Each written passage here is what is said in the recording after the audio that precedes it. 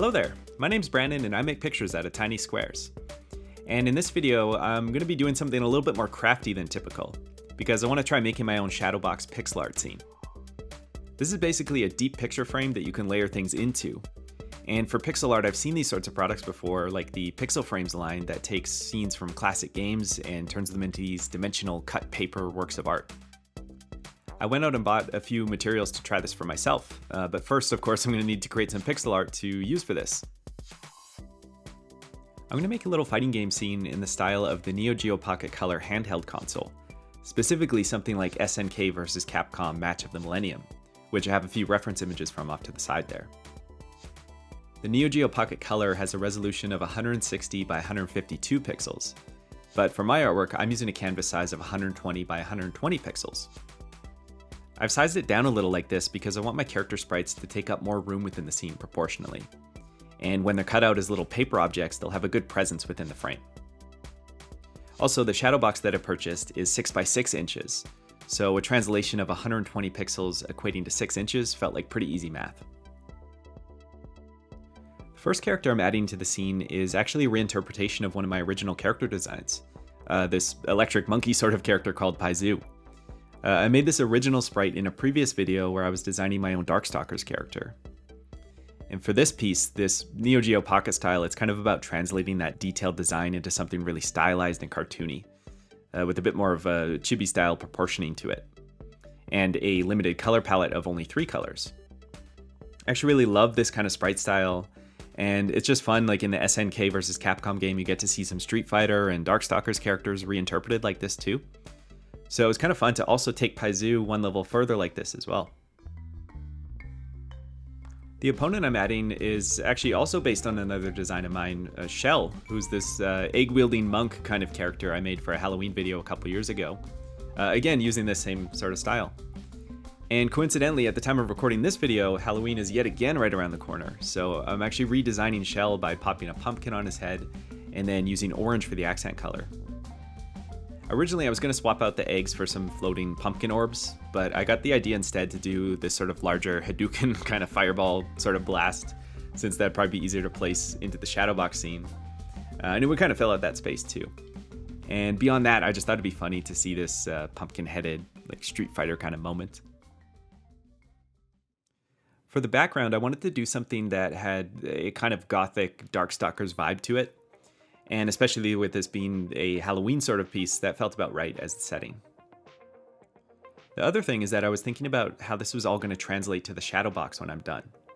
The shadow box that I have is just over an inch deep, so there's definitely enough space to have a few layers within that depth. And I was keeping that in mind while making this background by having this assortment of different elements that can be layered like that. Whereas I tend to merge layers frequently as I go along, usually when I'm making a piece, for this piece I was making sure to keep all my Photoshop layers for these different elements separate from each other, since we'll actually be able to kind of peek around the different layers within the shadow box. So everything should be isolated to be its own little printed element. The last thing for the background was the coloring, which I had been sort of improvising until this point, and I felt like it was starting to get a bit out of hand and just kind of dull. So I reworked the overall color theme to have this mix of warm and cool to it, which now they sort of actually just look like different times of the day, I suppose, but I think the second one will actually be better against the character designs. The final bit of polish is of course the HUD for that fighting game style of this piece. As I mentioned, the pumpkin-headed character started out as my character Shell, but I felt like he should really be his own persona at this point. And I was going to name him Jack, but that's a bit too obvious, so I ended up on the name Ichi, which I thought of as being kind of a neat alternative to the name Ichabod, which again would have been kind of on the nose too. So let's take a quick look at the finished pixel art piece, and then we'll come back and see about breaking this down for printing and assembly. Here we go.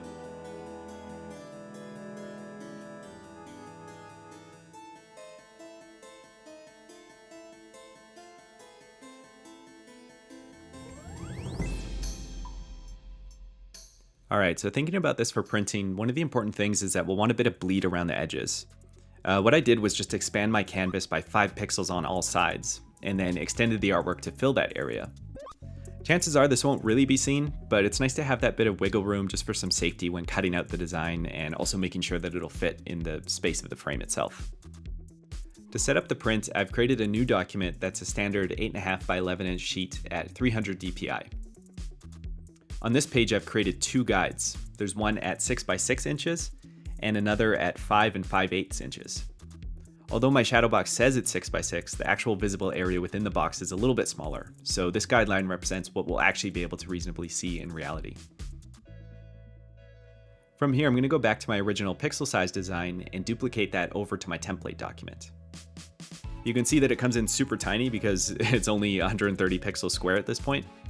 So I'm going to center it and then resize it by dragging out until I start to hit those guidelines. What's really important is to resize it by an exact integer multiple. So we can see here that it's looking like it kind of wants to be about a 14x enlargement. And so I round that off to 1400% and then click OK. And because there are several individual layers to this build, it's looking like I'm going to have to use two separate 8.5 by 11 pages to fit everything that needs to be printed. So I spent some time kind of getting things into place, and then I took these files off to the printers. So let's jump ahead and start on the build. Alright, getting these back from the print shop, everything was looking good, the colors came out nice, and I had them printed on a 100-pound cardstock. So this is a pretty thick and sturdy piece of paper just to make sure that the sprites hold their form once they're cut out. My plan here is to use scissors to cut all the sprite work down into a workable size, and then to cut all the fine individual pixel work, I'm going to use a small X-Acto knife, or a hobby or precision knife I suppose they're actually called. It'd be handy, if I already had kind of like laser cut designs I suppose, or if I could do them myself, using one of those Cricut plotters or something like that. But this is all I've got at the moment, so I just popped a fresh blade onto the knife, put on some music, and just kind of got lost in this task for a while. What I'm doing here is that I'm not really dragging the blade to make the cut, but rather I'm just kind of pressing it down into the paper to cut through really carefully. Of course, with this being cardstock, it does require quite a confident cut, so it's important to have a nice cutting mat below the paper that can kind of catch and cushion the blade on its way through. And there were a few times where, there'd be a little bit of overhang left there, but for the most part it was easy enough just to go back and slice off a little extra to clean up edges if needed. The cutout sprites turned out pretty nice. It's actually quite fun to hold pixel art in your hand like this too. But the next step is going to be to layer them within the shadow box. So to accomplish this, I'm going to use different sizes of foam blocks to layer them at different depths. This stuff here is called craft foam. And this one's made from recycled plastic, and it's a bit more crisp than something like white styrofoam. That packing styrofoam, when you cut it, it tends to break apart into beads. But this stuff actually allows you to cut through reasonably well. So I would just cut different sizes and shapes of blocks according to the depth that I needed them to be within the shadow box. The glue that I'm using here is a craft foam glue, and this can bind foam to paper and wood and all sorts of materials, so it's working reasonably well. One downside that I ran into was that it's a pretty plasticky sort of glue, so it does tend to pull into long strands as you move it away, but somehow I managed to actually keep things pretty tidy, all things considered. I wanted the HUD design to be right at the front of the glass, so rather than using glue, I actually just taped it into place with painter's tape, and I kind of run the back of my knife into the corners just to get a really good hold. I figured by using tape, I'd be able to disassemble the box quite easily if I'd ever want to. So this is actually quite a nice reversible solution. To add some distance from the glass to the start of the foreground elements, I've cut a foam strip that's the exact width of the frame, and just kind of squeezed and wedged it into place there. So with the foreground placed in there, you can actually see that little bit of depth getting created just from that foam spacer. One other thing that came in handy was that I had a print made of just the original flat design by itself, which was sort of a backup thing that I could frame if this didn't really work out, I guess.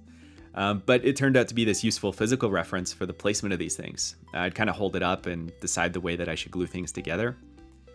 And I think the only thing that didn't fall into place the same way as that original design was one of the smoke layers, but that was just from needing to sink it a little bit lower just so it'd have enough overlap to actually glue into place. But in general, I just kept doing these one at a time, and before I knew it, I had everything ready to assemble. So let's go ahead and take a look at the final pixel art shadow box. Here we go.